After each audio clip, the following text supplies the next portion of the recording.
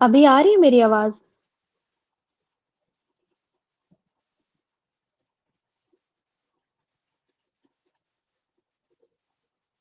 Yes, you are audible.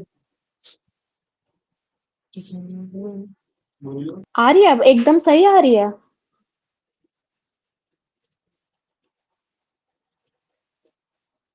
Yes. मेरा आवाज आ रहा है प्रॉपर? हाँ, आ रही है।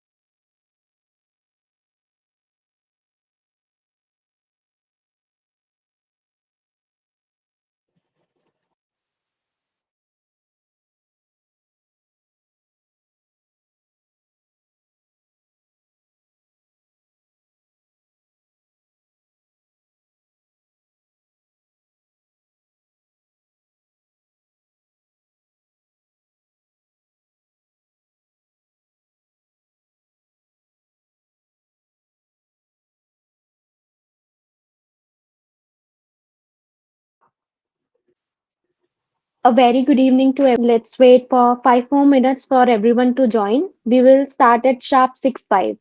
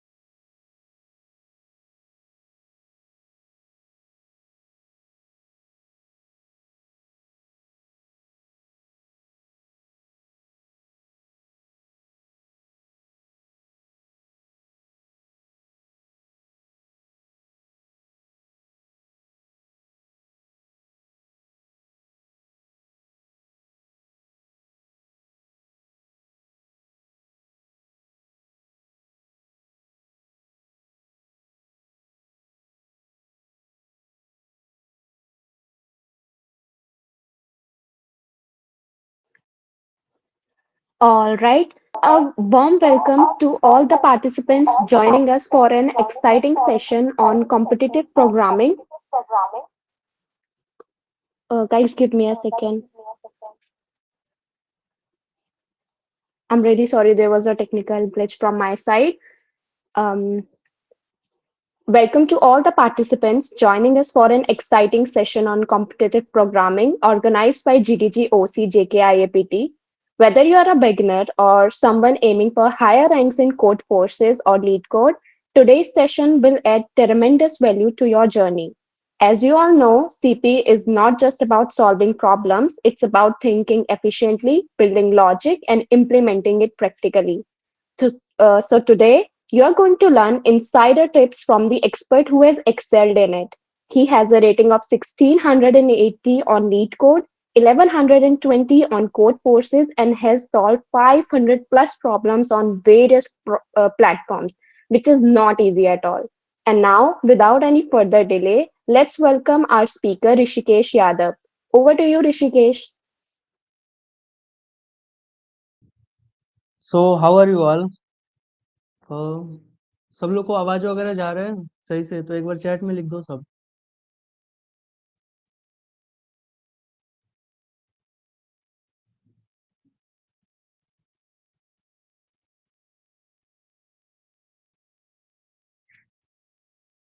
ओके ओके, ठीक है, ठीक। So now let's start.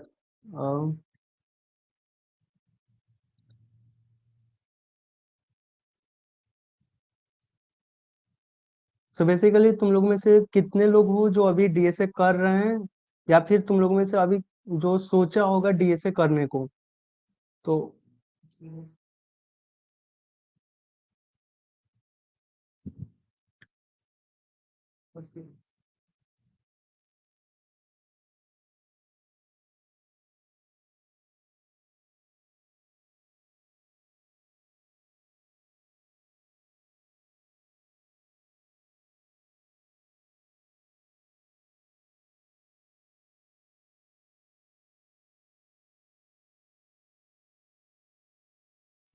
So right.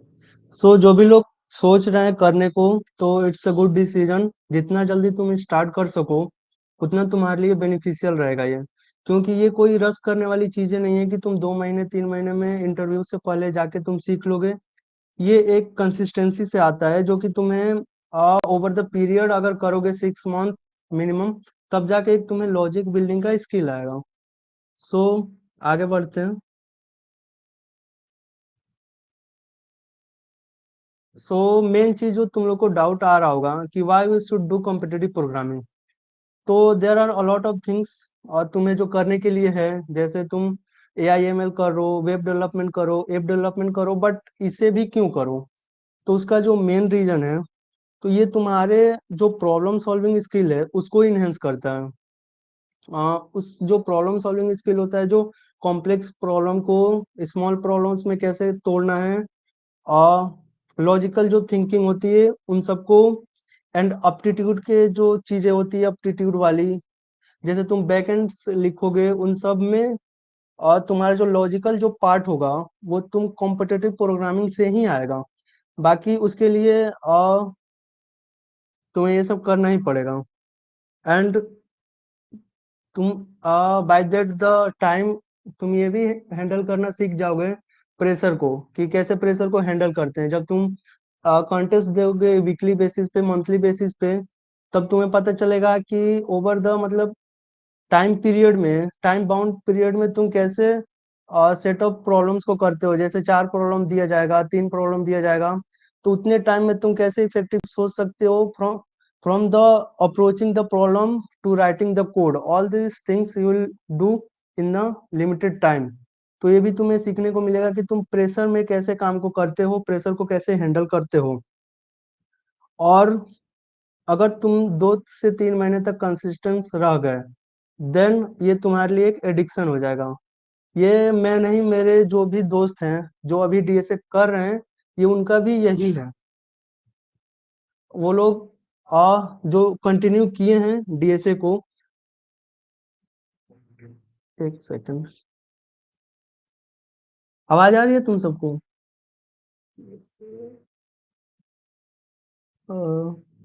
Sorry आवाज आ रही है मेरे को कैसे ओके ओके सो उनमें हेल्प करेगा अगर तुम लोगों ने सॉरी आवाज आ रही थी मेरे को ऐसा लगा नहीं आ रही है तो उसके लिए मैं रुक गया सॉरी फॉर दैट तो मैं बोल रहा था अगर 3 महीने तक तुम लोग अगर कंटिन्यूअस डीएसए कर लिए देन उसके बाद तुम ऑटोमेटिक करने लग जाओगे जब तुम्हारे जो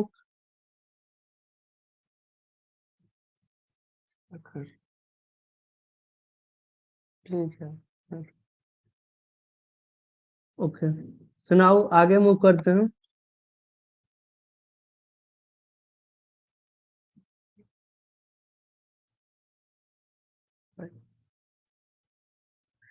सो तुम में से बहुतों को डाउट आ रहा होगा कि सीपी क्या है डीएसए क्या है तो तुम लोगों ने मोस्टली डीएसए के बारे में सुना होगा सीपी के बारे में नहीं सुना होगा सो बेसिकली जो DSA data structures and algorithm होता है जिसमें हम लोग वेरियस टाइप का डाटा स्ट्रक्चर्स देखते हैं जैसे लिंक लिस्ट देखते हैं क्यू देखते हैं स्टैक देखते हैं ट्री वगैरह और फिर एल्गोरिथम जो तुम लोगों ने देखे होंगे जैसे कुछ कल सॉर्टिंग्स के एल्गोरिथम सर्चिंग के एल्गोरिथम उन सब डाटा स्ट्रक्चर्स एंड एल्गोरिथम को कैसे तुम अप्लाई करते हो ऑप्टिमाइज्ड वे में वही होता है कॉम्पिटेटिव प्रोग्रामिंग तो कॉम्पिटेटिव प्रोग्रामिंग कुछ अलग नहीं है उन्हीं डाटा स्ट्रक्चर्स को अप्लाई करना है with in the time bound so this is आगे बढ़ते हो सो तुम लोग में से बहुत सारे लोगों को डाउट आ रहा होगा कि प्रोग्रामिंग लैंग्वेज चूज करते टाइम पे तो तुम लोग एक बार बता दो कि तुम सब मतलब कौन से लैंग्वेज में अभी कर रहे हो डीएसए मतलब या फिर लैंग्वेज कौन सा तुम लोग सीख रहे हो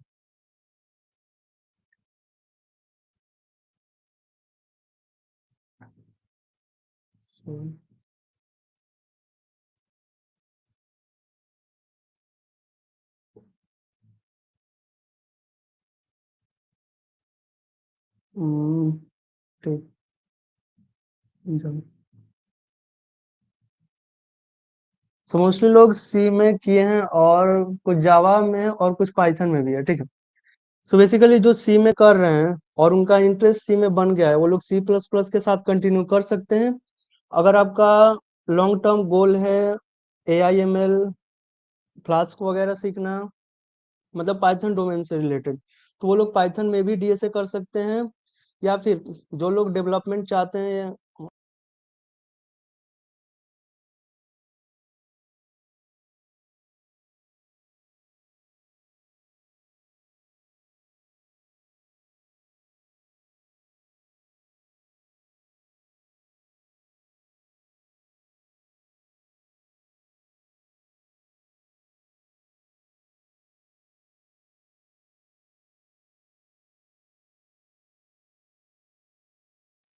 You are not audible. I think you are mute by mistake.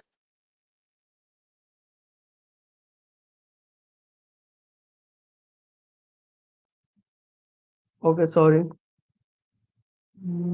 ठीक है तो मैं ये बोल रहा था कि जो लोग पहले से डीएसए कर रहे हैं किसी भी लैंग्वेज में या फिर जो लैंग्वेज पढ़ रहे हैं वो लोग उसमें भी कंटिन्यू कर सकते हैं कोई प्रॉब्लम नहीं है बट अगर तुम कंफ्यूज हो इन तीनों से रिलेटेड तो तुम सी प्लस प्लस या जावा में कंटिन्यू कर सकते हो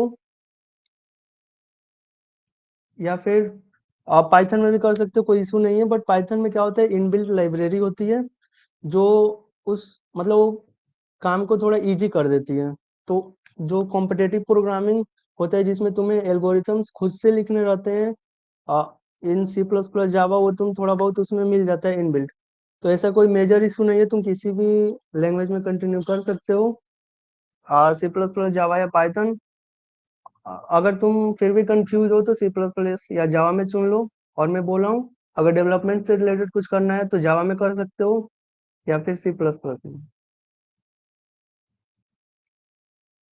ओके स्लाइड लोड नहीं हुआ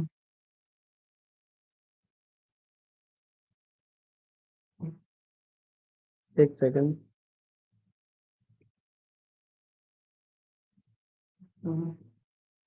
नो इशू मैं इसमें जो था वो खुद से बता देता हूँ क्या था।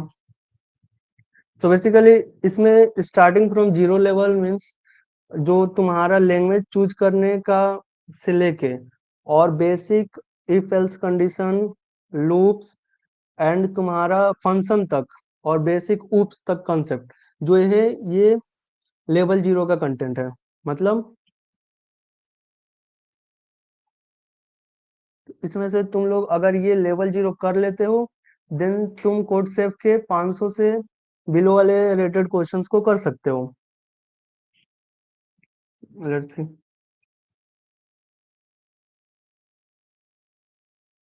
वेट मैं तुम्हें दिखाता हूँ 500 रेटेड वाले क्वेश्चंस।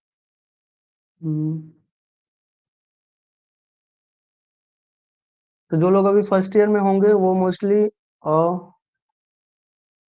इतना ही किए होंगे, ज्यादा एडवांस नहीं किए होंगे, वो लोग लेवल जीरो पे ही होंगे। इसका इमेज भी दिखा देता हूँ, एक सेकंड, जो भी डाउनलोड नहीं हो रहा था। हम्म,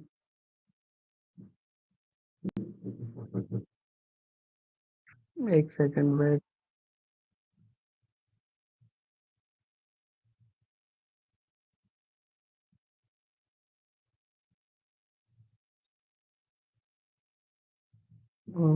ओके एक सेकंड।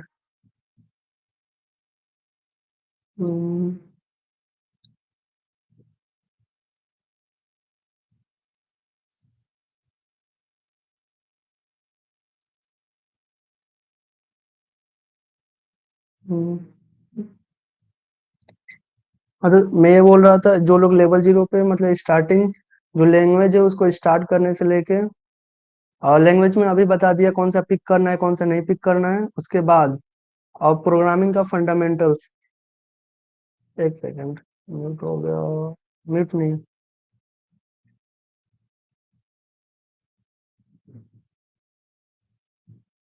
आवाज आ रही है तुम लोग को? एक सेकंड, आ रही है? Okay okay, no. तो यहाँ पे मैं वही बोल रहा था कि जो लैंग्वेज का सिंटेक्स होता है, कंट्रोल स्ट्रक्चर्स, जो तुम्हारा इफ एल्स कंडीशन है, लूप वगैरह है, फिर फंक्शन तक, फिर उप्स का बेसिक तक, अगर तुमने जानते हो इतना तक तो तुम यहाँ पे कोड सेफ के 500 रेटेड तक के क्वेश्चंस कर सकते हो। मैं यहाँ पे दिखाता हूँ।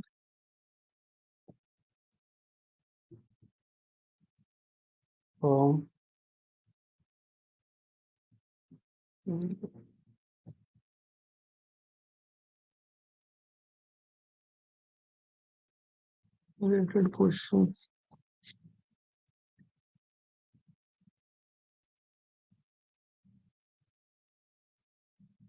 सो यहाँ पे तुम लोग को 500 रेटेड क्वेश्चन तक मिलेंगे, इसमें से तुम कोई भी क्वेश्चन पिक कर सकते हो, कोई भी हो। और ये बहुत ही इजी क्वेश्चंस होते हैं, तुम इजीली कर जाओगे। सिर्फ बेसिक कॉन्सेप्ट्स पे होते हैं और यहाँ से तुम लोग लैंग्वेज सेलेक्ट कर सकते हो जिसमें भी कर रहे हो। मैं आगे आऊंगा कि इसमें से क्वेश्चंस कैसे रीड करना है, कैसे उसको सोचना है, एंड कंस्ट्रेंट पे भी आऊंगा, वो बाद में। पहले अभी देखते हैं लेवल जीरो वो हो गए। फिर और जब तुम फंक्शन तक कर ले जाओगे उसके बाद तुम्हारा मोस्ट इम्पोर्टेंट पार्ट आता है रिकर्जन वाला। तो recursion is backbone of DSA. तुम्हारा जो आगे के जो भी कॉन्सेप्ट्स होंगे, चाहे वो ट्री हो, ग्राफ हो, इवन डीपी में भी वाइडली यूज होता है रिकर्जन। ये जो तीनों जितने भी कॉन्सेप्ट्स आगे तुम्हारे आएंगे इंपॉर्टेंट वाले, उसमें से तुम्हारा जो बैकबोन होता है वो ये रिकर्जन ही होता है। तो इसको पे टाइम देना बहुत जरूरी है, इस पे तुम एक मंथ का भी टाइम इजीली दे सकते हो। और आगे बढ़ते हैं। जो भी तुम्हारा डाउट आता रहे कमेंट चैट में लिख देना या फिर हैंड रेस कर देना, वहीं पे मैं तुम लोग से बोल के भी पूछ सकते हो अगर तुम्हें कोई भी डाउट आता है रिलेटेड तो। फिर जो लोग वो कर लेते हैं लेवल जीरो वाली चीजें जो मैं बताया था ऊप्स तक, फिर आता है उनका लेवल वन। लेवल वन पे तुम्हें मास्टर करना है अपना रिकर्जन। रिकर्जन अगर तुम सही से पढ़ लेते हो तो तुम्हारा आधा काम डीएसए का हो गया। इवन दो आधा से अधिक हो गया, क्योंकि आगे के जो कॉन्सेप्ट है वो इसी पे निर्भर करते हैं पूरा। तो इसके बाद रिकर्जन मास्टर करने के बाद तुम और भी डाटा स्ट्रक्चर्स पढ़ोगे, जो कि लिंक लिस्ट होगा, क्यू होगा, स्टैक्स है, हैश मैप, हैश टेबल्स, और इसके तुम बेसिक इम्प्लीमेंटेशन देखोगे, इसका यूज केसेस देखोगे, इसके क्या फंक्शंस रोल होते हैं, मेथड्स, ये सारी चीजें तुम इसमें देखोगे। फिर इसके बाद आता है तुम्हारा कॉम्प्लेक्सिटी एनालिसिस। तो बेसिकली इसमें टाइम एंड स्पेस कॉम्प्लेक्सिटी को देखा जाता है। ये तुम सबसे पहले भी कर सकते हो, इसमें कोई इशू नहीं। इसको जितना पहले पढ़ लो उतना सही रहता है, बट पीछे जो तुम्हारा लेवल 0 था, इसमें शो नहीं हो रहा, उसमें तुम लोग बेसिक सिंटेक्स को देखोगे। बट यहाँ पे जो कॉम्प्लेक्सिटी है, यहाँ पे तुम्हारा रियल कॉम्प्लेक्सिटी का यूज केसेस आएगा। जैसे तुम स्टैक का यूज करके किसी नॉर्मल प्रॉब्लम जो एरे से या टू पॉइंटर लगा के सॉर्ट आउट हो जा रहा था, उसे तुम लोग स्टैक से करोगे उसे, और उसका कॉम्प्लेक्सिटी को रिड्यूस करोगे। सो बेसिकली कॉम्प्लेक्सिटी को तुम शुरू में भी पढ़ सकते हो, बाद में भी पढ़ सकते हो, और आगे बढ़ते। And when you solve a DSA in first attempt still. So basically क्या होता है कि जब तुम लीड कोड पे प्रॉब्लम्स करते हो और जब एक्सेप्ट हो जाता है, then it's feel much better. And वो कभी कभी तुम अगर हार्ड क्वेश्चन कर रहे हो, ये पूरा दिन बना देता है। So this is it.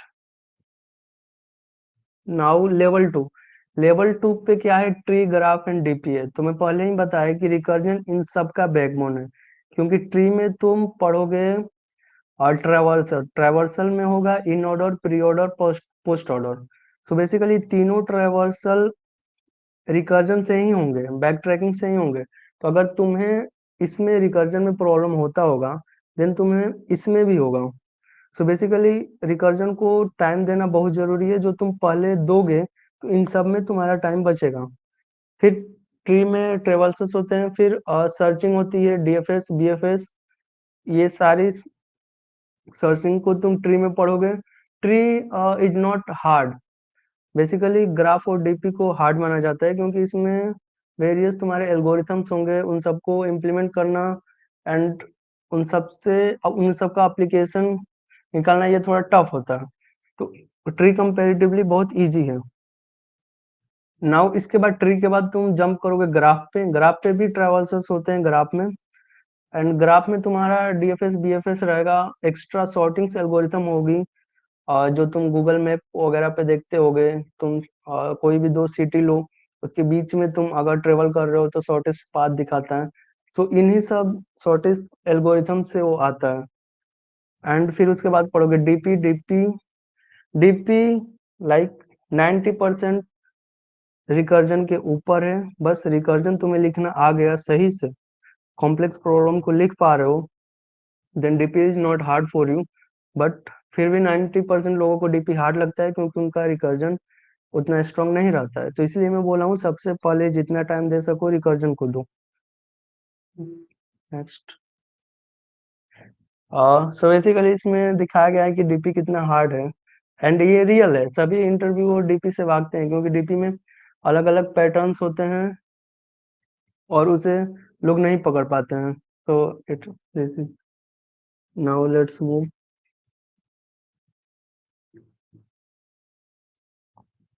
Why consistency is important in CP.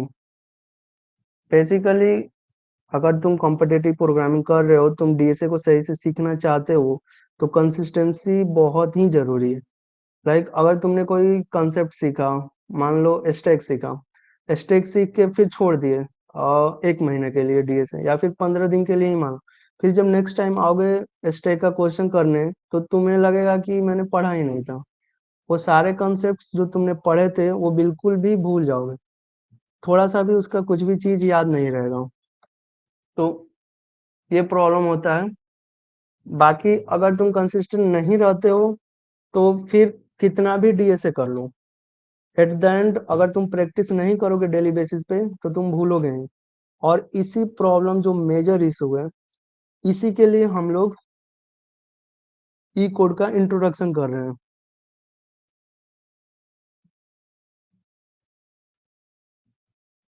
So basically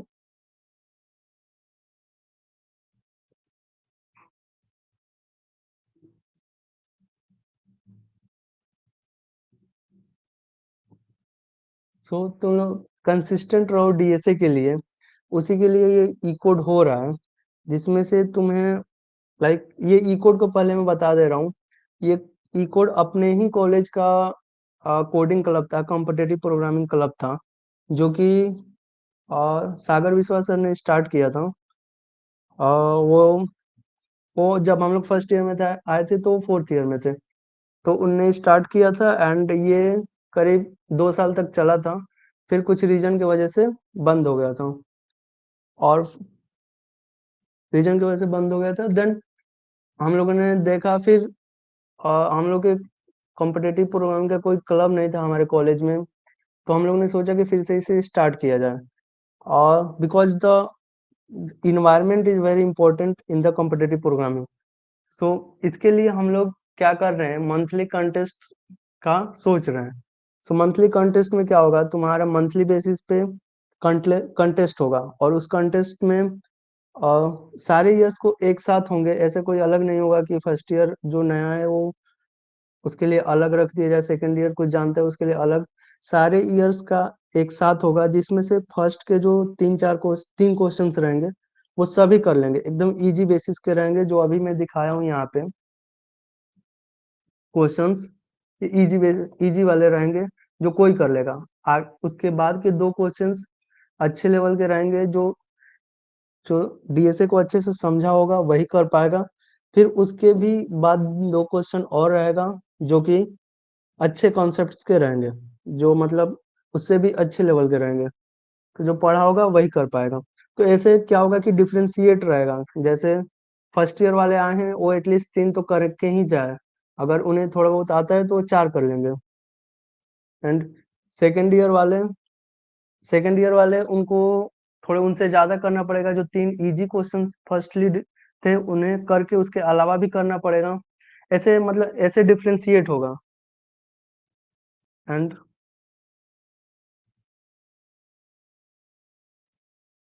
और उसके बाद जो पहले जो कॉन्टेस्ट होता था उसमें ईयरली बेसिस पे सिर्फ होता था, उसमें मंथली बेसिस का कोई सिस्टम नहीं था।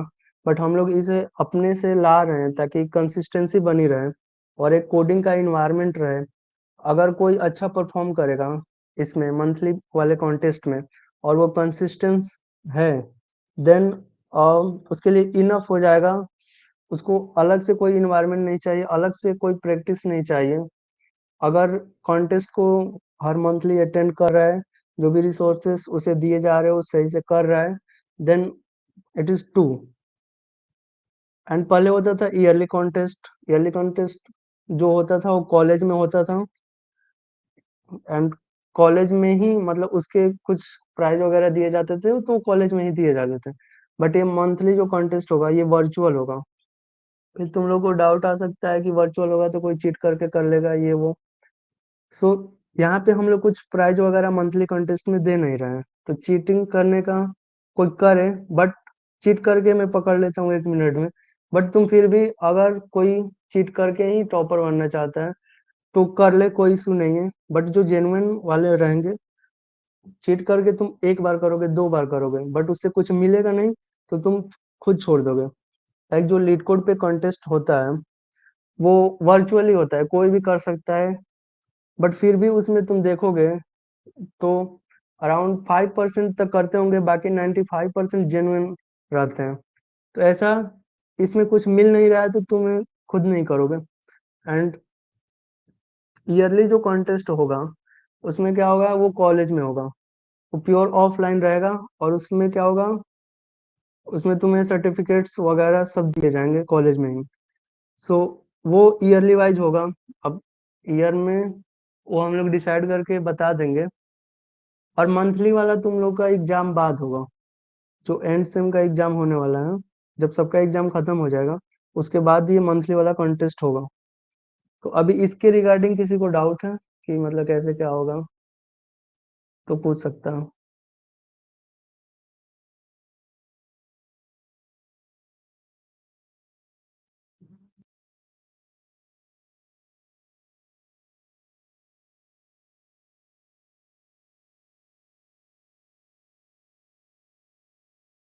अगर किसी को माइक ऑन करके भी डाउट पूछना हो तो पूछ सकता है, माइक ऑन हो सकता है इसमें।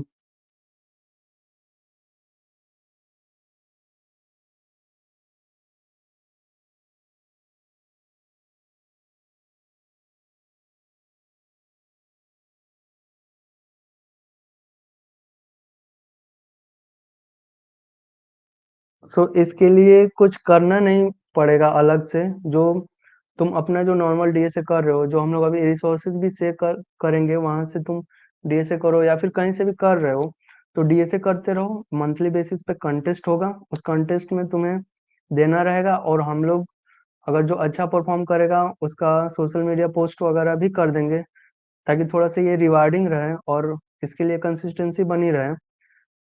और बाकी अगर कोई डायरेक्टली चैट जीपीटी से किया है या फिर कहीं से किया है तो उसको हम लोग इवेलुएट भी करेंगे। लाइक अगर टॉप 3 है तो उससे इजी क्वेश्चन पूछेंगे, अगर उसका वो आंसर कर देता है देन उसे कंसिडर करेंगे। मतलब तुम सोचो, चीटिंग का कुछ नहीं होगा, अगर कोई कर रहा है तो फिर उसे रिवार्डिंग नहीं, उसे टॉप 3 में नहीं आ सकता। एंड ये इंड सेम के बाद से स्टार्ट होगा और मंथली बेसिस पे होगा ये।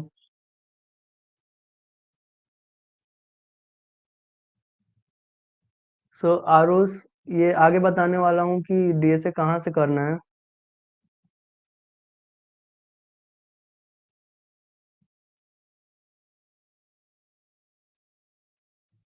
और कोई?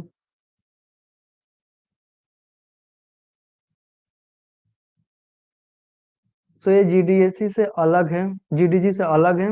ई कोड, इसमें कोई रजिस्ट्रेशन वगैरह नहीं करना होता है, ये कोड अपना ही कॉलेज का जो कोडिंग क्लब है, इसमें कोई इशू नहीं है। इसमें एक कम्युनिटी बनाया गया है और उसमें तुम लोग ज्वाइन कर लेना, ज्वाइन करवा दिया जाएगा। उसमें क्या होगा, जो भी इंफॉर्मेशन होगी उसके रिगार्डिंग वो तुम लोगों से शेयर कर दिया जाएगा।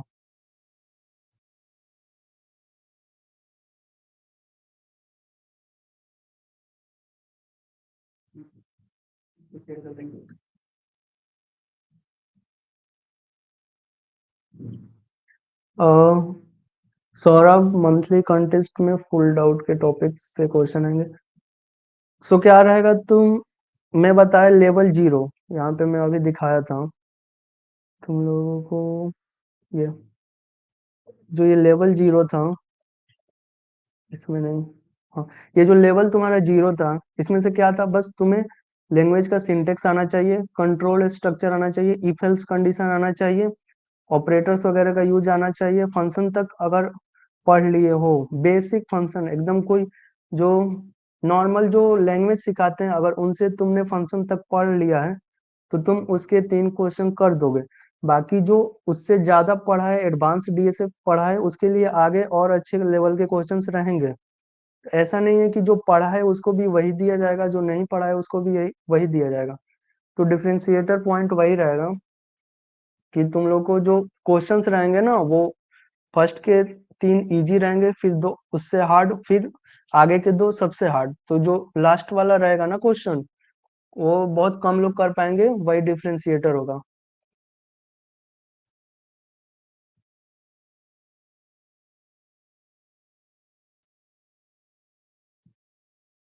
और कोई डाउट?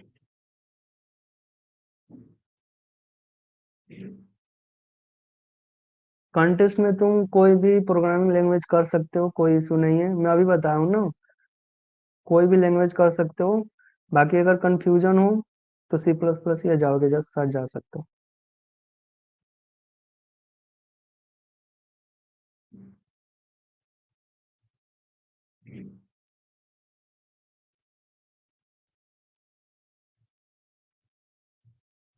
बेसिकली इसका मेन मोटिव है कि तुम लोग को बीच एक इन्वायरमेंट रहे कोडिंग का, एक कंपटीशन टाइप का रहे, ताकि तुम लोग उसको सीरियसली पढ़ सको, एक रिवार्डिंग रहे ताकि तुम लोग उसमें कंसिस्टेंट रह सको।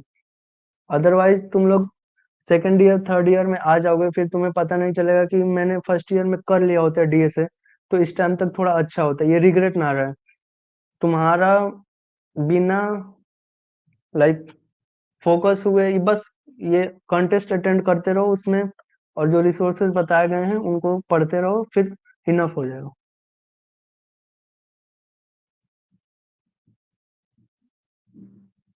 और कोई डाउट?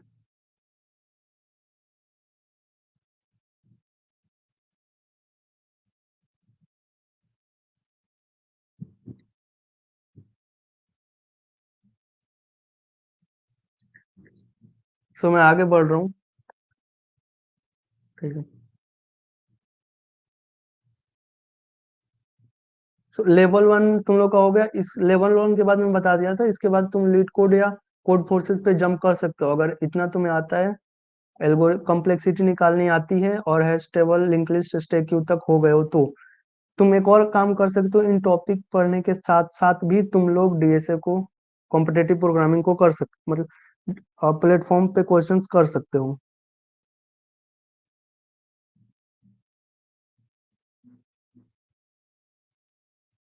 आगे बढ़ो।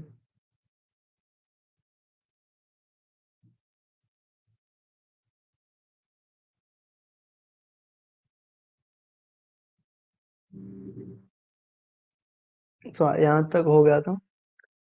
एंड इसमें तुमको मिलेगा डिस्कशंस, और डिस्कशंस, एक डिस्कशन ग्रुप रहेगा जो जनरल ग्रुप है, उसमें जो भी तुम लोग का डीएसए से रिगार्डिंग डाउट्स आता है वो तुम उस ग्रुप में डाल सकते हो, और जो भी जिसको भी आंसर आता रहे उसको सॉल्यूशन भी बता देगा। तो इस तरह से तुम्हें एक अलग से नहीं जाना पड़ेगा कहीं सॉल्यूशन के लिए, तुम्हारा पीयर्स ही तुम्हें हेल्प करेगा इन सारी चीजों को, डाउट्स वगैरह में। और डाउट्स अगर कोई नहीं करता है तो फिर हम लोग कर देंगे एट द एंड। एंड फिर तुम्हें इसमें रिसोर्सेस भी दिया जाएगा। लाइक अभी तो मैं रिसोर्सेज बता रहा हूँ, बट आगे चल के फिर कोई मतलब अच्छा रिसोर्स, कोई अच्छा प्लेटफॉर्म निकल के आता है, कोई अच्छी टूल्स वगैरह आती हैं तो उसे भी तुम लोग को बताया जाएगा। एंड फिर गाइडेंस, तो इसलिए गाइडेंस बहुत इंपॉर्टेंट है तुम लोग के लिए। बेसिकली जो फर्स्ट ईयर में है उनको नहीं पता होता है, वो लोग स्क्रैच से करते हैं, कहीं यूट्यूब से वीडियो देखते हैं, तो वो लोग इधर उधर भटकते रहते हैं। बट तुम्हें यहाँ जो भी होगा वो एक्सपीरियंस होगा, जो तुम 10 जगह यूट्यूब से सर्च करके पढ़ोगे वो सारी 10 जगह से पहले यहाँ सर्च किया हुआ है, और वो सारी चीजों में पता है कि कौन चीजें अच्छी है कौन नहीं है। तो हम लोग को डायरेक्ट जो फिल्टर्ड कंटेंट होता है वो तुम लोग को देंगे, तो ये वाला फायदा है। बाकी तुम लोग अगर रिसोर्स से नहीं, कोई और भी डाउट है उसको भी तुम लोग कर सकते हो। तो बेसिकली ये था ई कोड का इंट्रोडक्शन। ई कोड सिंपल वर्ड में ये तुम लोग को कॉम्पिटिटिव प्रोग्रामिंग के इन्वायरमेंट के लिए है कॉलेज में। अगर तुम इसे मंथली बेसिस पे कंटेस्ट अटेंड करोगे तो फिर ये तुम्हारे लिए काफी बेनिफिशियल रहेगा, उसी से तुम्हारा इंटरव्यू प्रिपरेशन तक हो जाएगा अगर तुम कंटिन्यूअस 6 महीने 7 महीने तक कर रहे हो तो। बेसिकली जो मेंबर्स हैं वो मैं, केशव पाठक, कृष्णा सेन, दिव्यांशु राज, लव कुशवाहा, बसर खान एंड शैलेश कुमार है।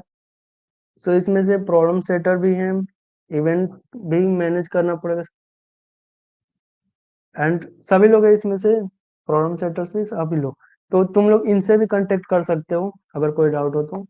बाकी तुम, मैं ग्रुप में ऐड कर दिया जाएगा, तुम उसमें से मैसेज भी करके पूछ सकते हो कुछ भी। रिसोर्सेज पे मैं आता हूँ। So basically the best resource, free resource is striver का डीएसए सीट। ये क्यों मैं बोल रहा हूँ, तुम लोग को लगेगा ये सिर्फ सी प्लस प्लस में है, बट अगर तुम लोग, मैं बोल रहा हूँ लेवल 0 जो बोला था ना, बेसिक फंक्शन तक, उप्स तक बेसिक, अगर तुम्हें किसी भी प्रोग्रामिंग लैंग्वेज का आता है other than C plus plus, then तुम इसका स्ट्राइवर का डीएसए सीट कर सकते हो। ये बहुत ही सही डीएसए सीट है। इसमें से लाइक तुम्हें कितना 316 वीडियो लेक्चर्स हैं, डिटेल में बताया गया है हर एक कॉन्सेप्ट को, हर एक टॉपिक को। यहाँ से तुम अपना डीएसए कर सकते हो। एंड इसके, इसमें क्या फायदा है कि इसका एक प्लेटफॉर्म भी है सीट का, मैं दिखा देता हूँ अभी। साइबर डीएसए सीट मोरली A to Z सीट है वो। तो बेसिकली यहाँ से क्या होगा, तुम्हें एक प्रॉपर रिकॉर्ड रहेगा कि कौन से प्रॉब्लम को तुम कर रहे हो एंड ऑल दिस थिंग्स। सो यहाँ से तुम आओगे, यहाँ से मान लो सॉर्टिंग तुम्हें करना है, तो यहाँ से सिलेक्शन सॉर्ट का लेक्चर्स देख सकते हो, यहाँ से इसका जो आर्टिकल है वो पढ़ सकते हो अगर तुम्हारे पास टाइम कम है और आर्टिकल से समझ में आ रहा है तो यहाँ से आर्टिकल्स पढ़ के समझ सकते हो। आर्टिकल्स एकदम इजी लैंग्वेज में रहेगा एंड ये जो आर्टिकल्स है ये वीडियो से ही रिलेटेड रहेगा, तो तुम्हें इजीली समझ में आ जाएगा, फिर यहाँ से कोड भी मिल जाएगा। तो ये one of the best resource है। मैंने शुरू में तो कुणाल से पढ़ा था बट बाद में डीपी एंड ग्राफ इससे किया था। बहुत ही सही रिसोर्स है, तुम लोग इससे बिल्कुल जा सकते हो, कोई भी डाउट नहीं आएगा, फ्री ऑफ कॉस्ट। तो दूसरा रिसोर्स है वो कुणाल का है, कुणाल जावा में करवाया है। तो जो जावा के साथ जाना चाह रहे हैं वो कुणाल के साथ जा सकते हैं। ये बस ग्राफ डीपी नहीं पढ़ा है, अदरवाइज जो जावा कैसे एक्चुअली वर्क करती है, अंडर जो भी बिहाइंड द सीन तुम्हें दिखता है जावा में, वो सारी चीजें इन डेप्थ इसमें बताया गया है, खासकर उप्स तो और अच्छे से बताया गया है। तो इसको तुम कंसीडर कर सकते हो बट फिर तुम्हें ग्राफ और डीपी के लिए अलग ही जाना पड़ेगा। तो ये है, एक सेकंड, हाँ और क्या था इसमें, लव सीपी कोड।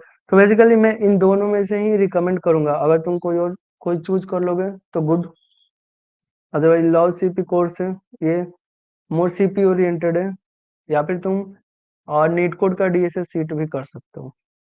मैं बताता हूँ नीट कोड। तो बेसिकली ये रहा नीट कोड का 150 सीट, इसमें तुम्हें अच्छे अच्छे प्रोग्रामिंग क्वेश्चंस मिल जाएंगे। सो बेसिकली ये सारी चीजें अगर तुम्हें सही से आता है then you can do, but for the beginner तुम लोग को या तो स्ट्राइवर का सीट करो या फिर कुणाल का करो। एंड अगर तुम इसमें से अगर अदर करना चाहते हो, जैसे अपना कॉलेज का है एंड अदर जो पढ़ाते हैं डीएसए, तो ऐसा मैं भी अपना कॉलेज से कुछ किया था बट उतना इन डेप्थ मेरे को नहीं लगा जितना स्ट्राइवर और कुणाल का लगा है। तो मैं इन्हीं दोनों को रिकमेंड करूंगा। अगर तुम्हें एक लेवल तक डीएसए आता है तो तुम टीएलई एलिमिनेटर पे जा सकते हो, टीएलई एलिमिनेटर का 31 सीट कर सकते हो। ये कॉम्पिटिटिव प्रोग्रामिंग के लिए one of the best seat है।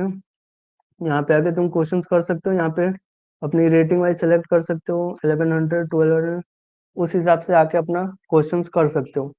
सो ये ये भी बेस्ट है, बट अगर तुम्हें आता है एक लेवल तक डीएसए तभी तुम इस पे कर पाओगे। बाकी मैं यही दोनों रिकमेंड करूंगा। डाउट जो है वो अभी पूछ लो।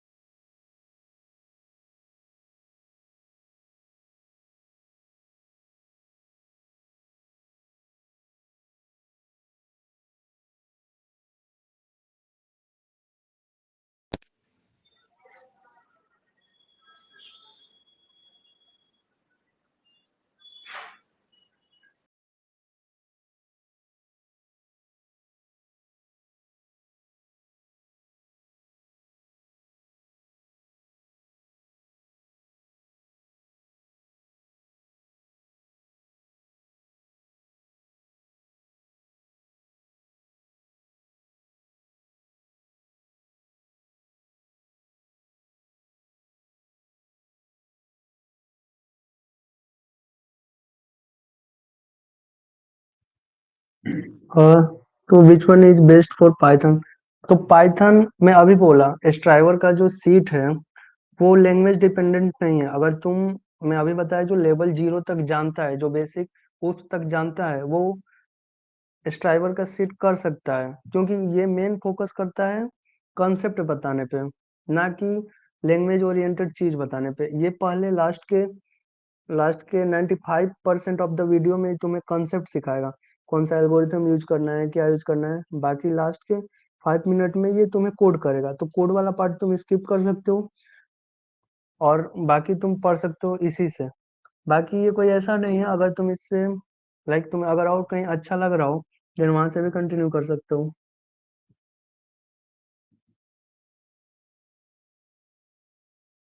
Sir only DSA concepts are important or DSA in the particular language important? So DSA concept important है, लैंग्वेज डिपेंडेंट कुछ नहीं होता।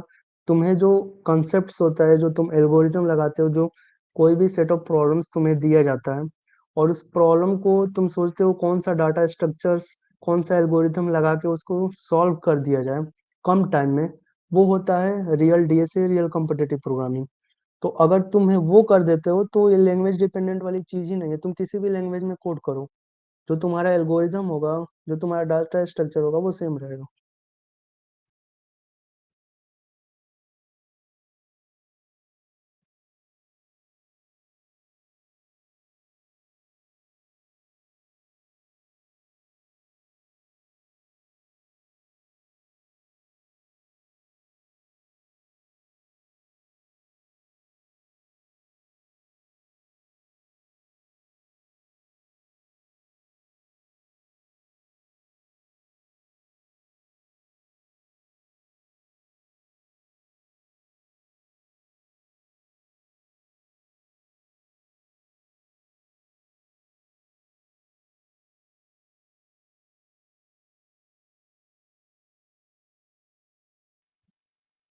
So what are the most important data structures I must master first?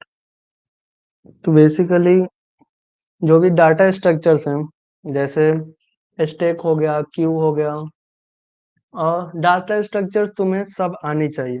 But जो algorithms होते हैं behind the data structures, वो important होते हैं। जैसे मान लो तुमको एरे दे दिया जाए। अब एरे में तुम जो एल्गोरिथम है, जैसे सर्चिंग का एल्गोरिथम है, बाइनरी सर्च, लिनियर सर्च, तो जो एरे जानता है वो इम्पोर्टेंट नहीं है, जो बाइनरी सर्च जानता है वो इम्पोर्टेंट है कंपेयर टू लिनियर सर्च। तो डाटा स्ट्रक्चर तुम्हें सारे आने चाहिए, बट जो एल्गोरिथम्स होते हैं वो इम्पोर्टेंट होता है। बाकी तुम stack, Q, tree, link list, array, ये सारा जो कंपनी के लिए होता है ये इम्पोर्टेंट होता है। इसमें से मतलब ज्यादा कंपनियां पूछती हैं। बाकी जो टॉप कंपनियां हैं वो ग्राफ और डीपी पे ज्यादा फोकस करती हैं।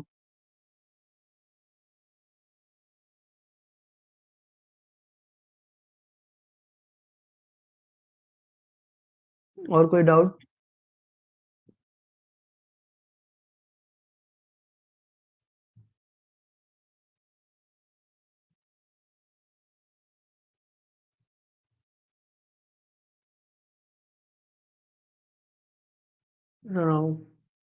आगे बढ़ता हूँ।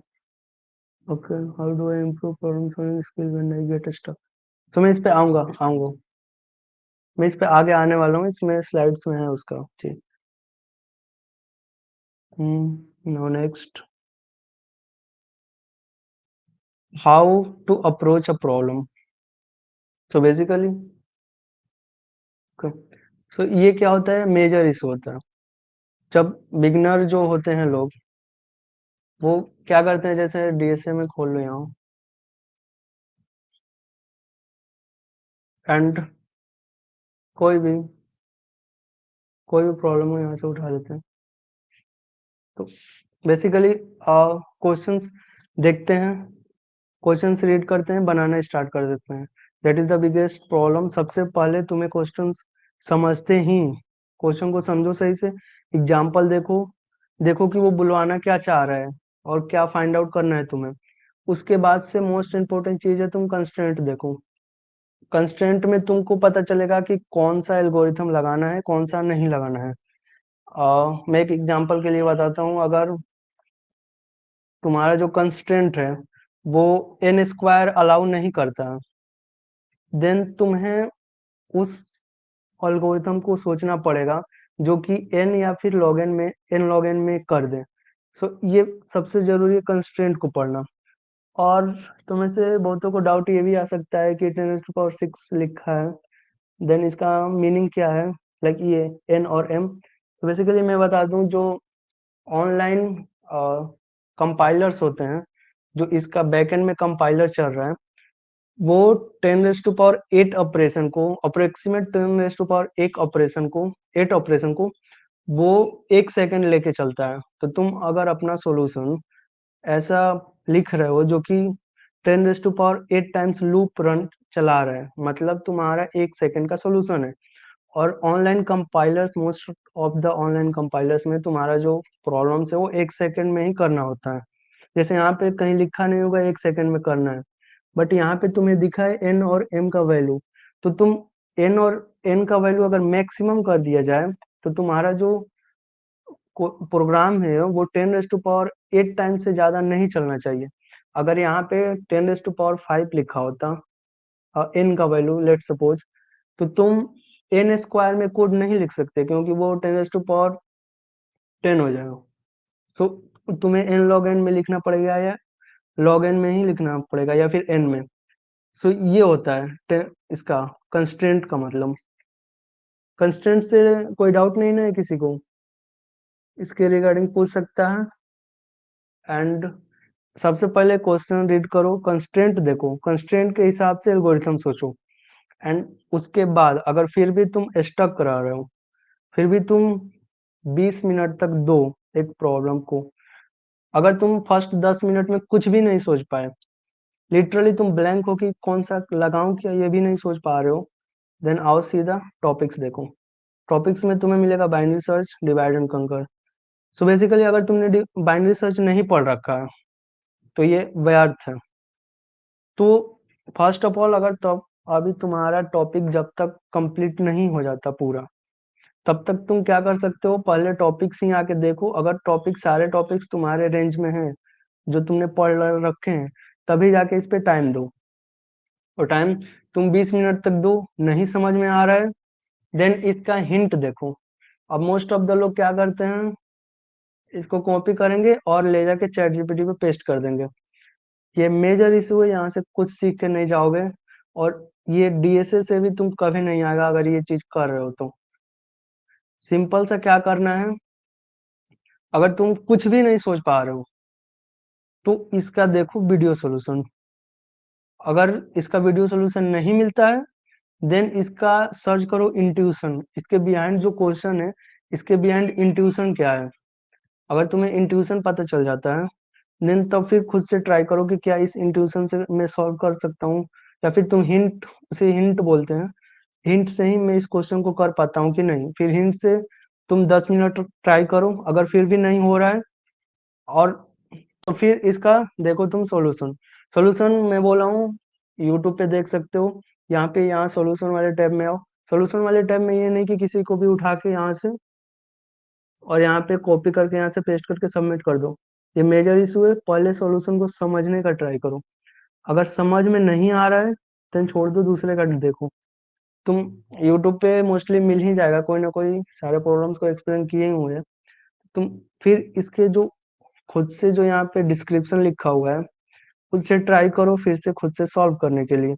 अगर सॉल्व कर देते हो ठीक है, अगर इससे भी नहीं समझ में आ रहा है, देन तुम्हारा मतलब सीधा है कि तुमने टॉपिक सही से नहीं पढ़ रखा है। इसका मतलब यही निकल कर आता है। तो उस टॉपिक के जो बेसिक लेवल के क्वेश्चन है, उससे पहले तुम प्रैक्टिस करो। ये बेस्ट वे है क्वेश्चंस अटेम्प्ट करने का। और तुम इसमें से जो भी मैं बताया हूँ नहीं करने के लिए, जैसे चैट जीपीटी पे पेस्ट वगैरह, ऑल दिस थिंग, अगर तुम फिर भी करते हो तो तुम्हें प्रॉब्लम हो जाएगा, कुछ नहीं समझ में आएगा, एंड तुम एक तरीके से टाइम वेस्ट कर रहे हो, सीधा शब्द में। डाउट वगैरह है तो कोई पूछ लो जल्दी से, अदरवाइज मैं कंटिन्यू करूंगा।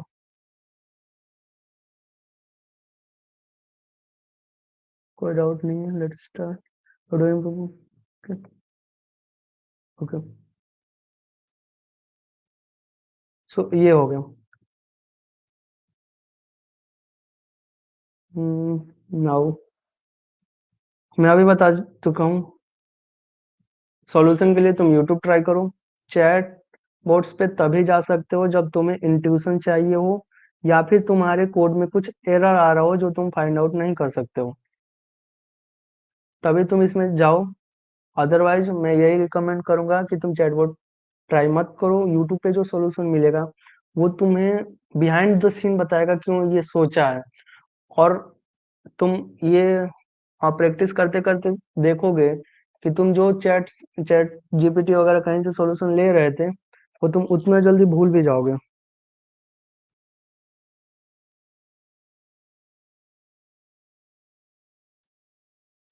तो ये बेसिकली यूट्यूब पे ही जाओ, क्योंकि अगर यूट्यूब से देख रहे हो देन तुम्हें लॉन्ग टर्म तक याद भी रहेगा।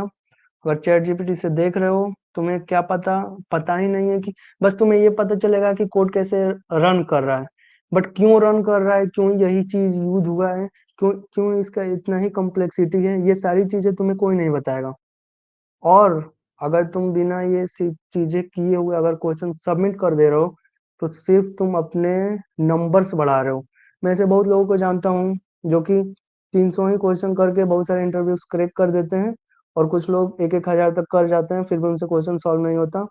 यही रीजन है सिंपल सा, कि जो भी क्वेश्चन सबमिट करो उसके पीछे का पूरा बैकग्राउंड तुम्हें पता होना चाहिए कैसे क्या चल रहा है। और most of the you doubt में होंगे कि डीएसए करें कि डेवलपमेंट करें, या फिर किसको कितना टाइम दें। तो इसमें से ना करने वाला कोई भी चीज़ नहीं है। हम लोग Tier 3 कॉलेज से, हमें पता है कि यहाँ से कंपनी उठा के नहीं ले जाएगी, तो हमारे लिए कुछ प्रोजेक्ट होने चाहिए हमारे रिज्यूमे को जो स्ट्रॉन्ग करें। प्रोजेक्ट्स ये नहीं, डेवलपमेंट में तुम AIML में भी डेवलप कुछ कर सकते हो। मैं ये सिर्फ वेब डेवलपमेंट का रिलेटेड नहीं है, इसमें ऐप डेवलपमेंट, वेब डेवलपमेंट या machine learning, AI and blockchain में भी तुम जा सकते हो। ये डेवलपमेंट मीन्स ये दिखाया गया है कि प्रोजेक्ट वाला सेक्शन। सो बेसिकली दोनों जरूरी है, दोनों इक्वली इम्पोर्टेंट है, बट डीएसए को तुम इतना एज ए रश नहीं कर सकते। ये नहीं कर सकते कि मैं 8 घंटे रोज पढ़ के 2 महीने में खत्म करके डीएसए और मेरा डीएसए हो गया। ये डीएसए वाली चीजें नहीं है। डीएसए मतलब तुम्हें कंसिस्टेंसी चाहिए। तुम एक दिन में 1 ही घंटा पढ़ो, बट तुम्हें डेली पढ़ना होगा। और 2 महीने में ये नहीं होता कि डीएसए खत्म हो गया तुम्हारा सब। डीएसए तुम्हारा चलता रहेगा। जहां तुम इसको छोड़ दोगे फिर वहां से प्रॉब्लम स्टार्ट हो जाएगा। तो एटलीस्ट कॉन्टेस्ट अटेंड करते रहोगे तो तुम्हारा सारा कंसेप्ट जो होगा वो रिवाइज होता रहेगा। तो ऐसा नहीं है कि डीएसए करके छोड़ दिया तो मतलब हो गया, ऐसा कुछ नहीं है। तुम भूल जाओगे, फिर से जीरो से स्टार्ट करना पड़ेगा। और जहां तक डेवलपमेंट है, डेवलपमेंट तुम्हें सीखना ही पड़ेगा, क्योंकि अदरवाइज तुम अगर प्रोजेक्ट नहीं बनाते हो सही से तो कहीं रेज्यूमे सेलेक्ट नहीं होगा, तो फिर डीएसए का कोई फायदा ही नहीं अगर रेज्यूमे नहीं सेलेक्ट हो रहा है तो। अगर तुम एक्सट्रीमली डीएसए कर देते हो, अराउंड 1600 और 1800 रेटिंग अगर कोड फोर्सेस पे ला देते हो, देन वो एक्सेप्शन हो गया। बट एक्सेप्शन केस में अगर तुम आ जाते हो then it is good. Otherwise development तुम्हें करना चाहिए। एंड डीएसए को मोस्टली तुम 1 से 1.5 घंटे दे सकते हो।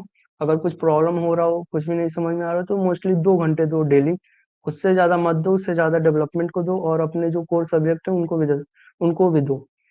डीएसए बस 1.5 घंटा दो। बस एक चीज डीएसए में चाहिए, कंसिस्टेंसी चाहिए, बस ये एक चीज।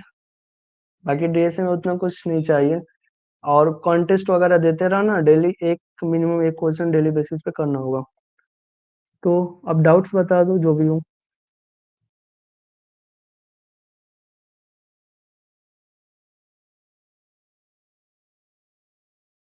तो डेवलपमेंट कहाँ से पढ़ना है?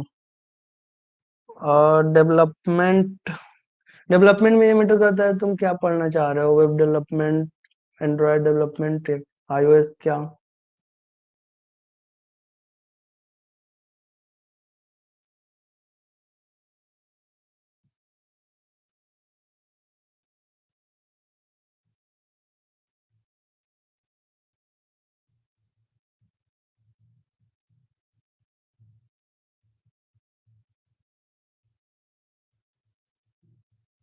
हाँ, सो या मानसी बहुत सही बात की है कि यहाँ पे तुम्हें जब भी जॉब स्विच करना होगा या फिर सैलरी हाइक वगैरह कुछ भी चाहिए, तो तुम्हें वहां पे भी डीएसए करना पड़ेगा। अभी हम लोग को क्या है, डेवलपमेंट के बेसिस पे स्टार्टअप्स वगैरह में जॉब ले सकते हैं, बट एट द एंड अगर हमारा गोल है प्रोडक्ट बेस्ड कंपनी या फिर टॉप की कंपनीज या टॉप स्टार्टअप्स, तो उन उन सब में डीएसए पूछा जाता है। और अभी तो फॉर द फ्रेशर उन सब में ज्यादा प्रायोरिटी डीएसए को दिया जाता है। बट अगर तुम एक्सपीरियंस्ड भी हो एंड फिर भी स्विच मार के जाना चाहते हो इन सब टॉप कंपनीज में, देन तभी भी तुम्हें डीएसए पूछा ही जाएगा, तो इसे तुम भाग नहीं सकते। तो डीएसए एट द एंड, मैं बहुत लोगों को देखा हूँ जो टीसीएस में काम करते हैं फिर डीएसए सीखते हैं, फिर वहां से स्विच मार के अमेजोन वगैरह में जाते हैं। तो वो वाला चीज ना करना पड़े, इसीलिए एटलीस्ट इतना तो डीएसए यहीं सीख लो कि बस रिवाइज करना पड़े, वो चीज बोल रहा हूँ।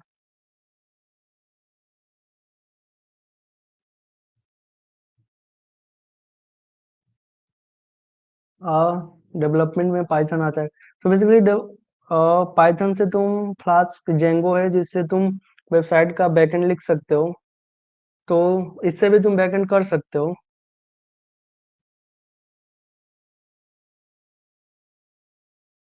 और कोई डाउट?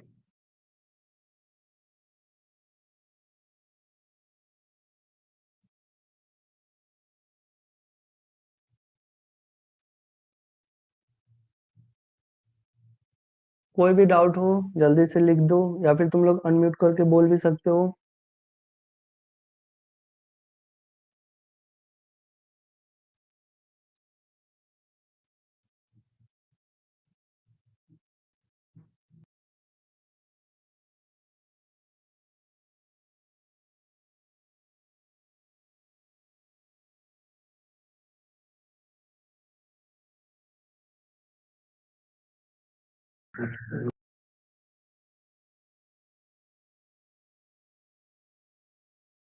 हाँ, सो आर्यन दुबे, ये मेजर इशू होता है, इस सब के साथ प्रॉब्लम होता है, और हर एक कॉलेज में ये प्रॉब्लम होता है।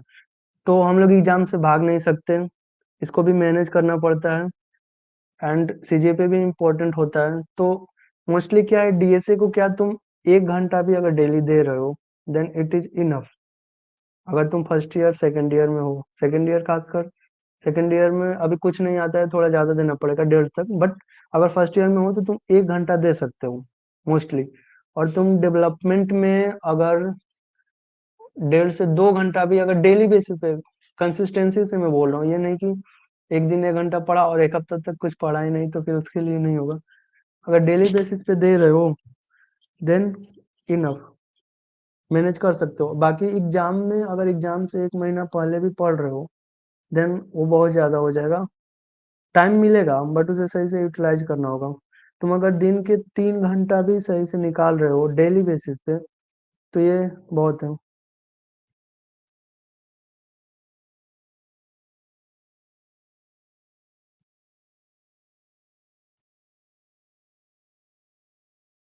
Any doubt?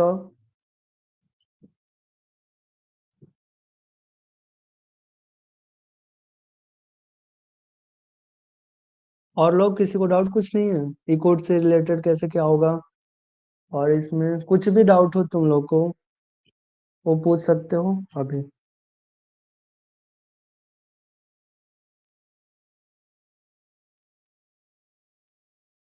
सर टेलविंड और बूटस्ट्रैप, सो बेसिकली सवाल ही नहीं होना चाहिए। पर पढ़ रहे हो तो ठीक है, बूटस्ट्रैप को जहां तक पढ़ रहे हो, अदरवाइज टेलविंड पे स्विच कर देना।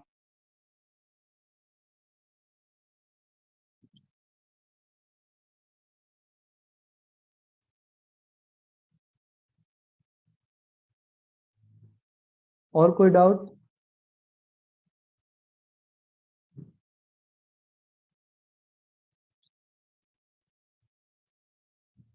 सो अभी बताया हूँ जो लेवल 0 पे थे उनके लिए मैं अभी कोड सेव का दिखाया हूँ यहाँ पे, एक बार फिर दिखा देता हूँ। यहाँ पे आना, कोड सेव का सर्च करना यहाँ से। मैं एक काम करता हूँ, इसका लिंक शेयर कर दूंगा। ये कोड सेव का प्रॉब्लम है जो कि एकदम इजी प्रॉब्लम है, मतलब इसमें कुछ लॉजिक ही नहीं चाहिए, तुम्हें बस इंग्लिश पढ़ना आना चाहिए और बेसिक फंक्शन तक तुम्हें आता है, तुम इसको कर ले जाओगे, कोई भी इशू नहीं होगा। ये सब एकदम इजी प्रॉब्लम है जो लेवल 0 के हैं। जो लेवल 1 वाले हैं वो लोग क्या कर सकते हैं, जो कंसेप्ट पढ़ रहे हैं वहां से भी कर सकते हैं। ये 500 तक है, अगर 500 तुम्हें इजीली बन जा रहा है तो तुम यहाँ अगले वाले पे कर सकते हो 1000 तक, 500 से 1000 वाले। इसमें थोड़ी डिफिकल्टी ज्यादा रहेगी। फिर इसमें ये 500 से 1000 ये बढ़ता चला जाता है बेस्ड अपॉन योर स्किल। यहाँ पे दिखा दे रहा हूँ। अच्छा, तो यहाँ 500 तक है, 500 से 1000 तक है, 1000 से 1400 तक। तो इन सब तुम देख सकते हो, बाकी जितना डे से बढ़ता जाएगा तुम इस पे जंप करते जाओगे। बेसिकली इसको ये नहीं करना है कि दिन भर इसमें बैठ के सॉल्व कर रहे हैं। अगर क्वेश्चन इजीली सॉल्व हो जा रहा है तो अगले वाले में जंप कर सकते हो।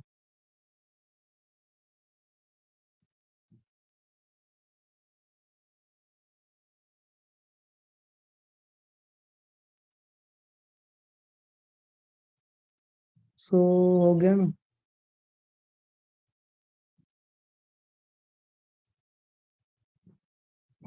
सो बेसिकली सेशन कैसा रहा, तुम लोग एक बार अपना फीडबैक यहाँ चैट में लिख दो।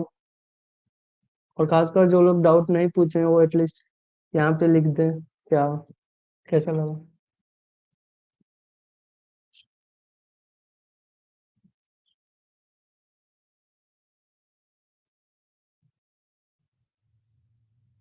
तो गुड, अभिजीत, प्रियांशु।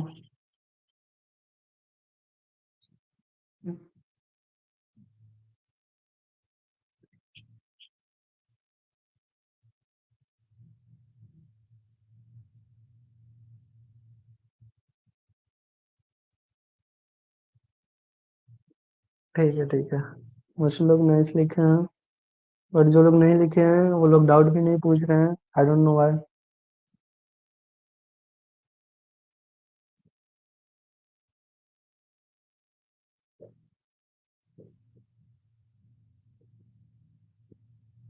सो एक बात और बोलना था कि जो ई कोड में कंटेस्ट होंगे उन सब में तुम लोग का एक्टिव पार्टिसिपेशन चाहिए।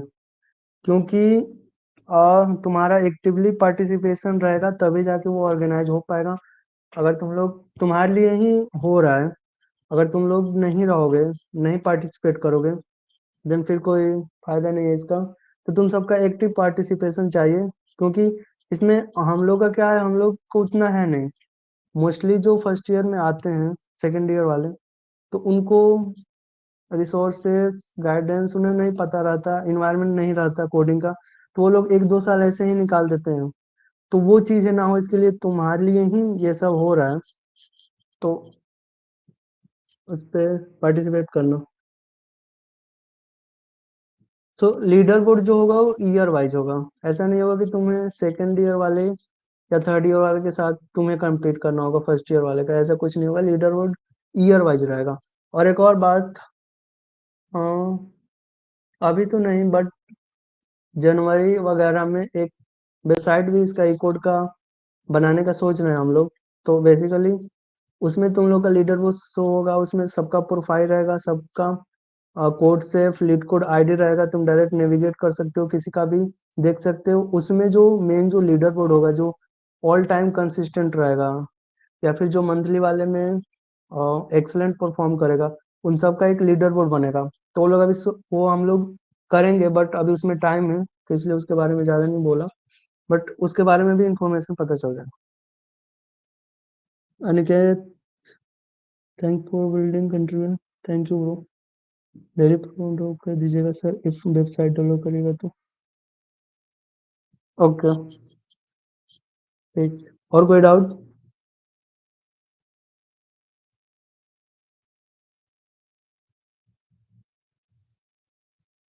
ओके, ठीक है, तो एंड करते हैं।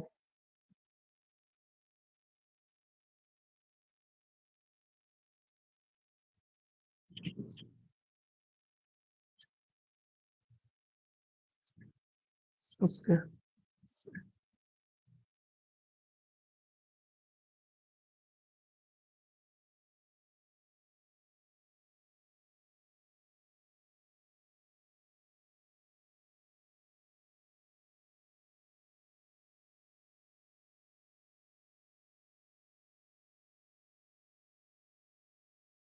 Yeah, thank you so much, Rishikesh, for that great session.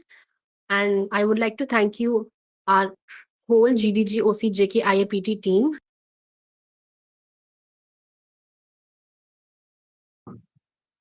Okay, thank you, Nimisa, for this.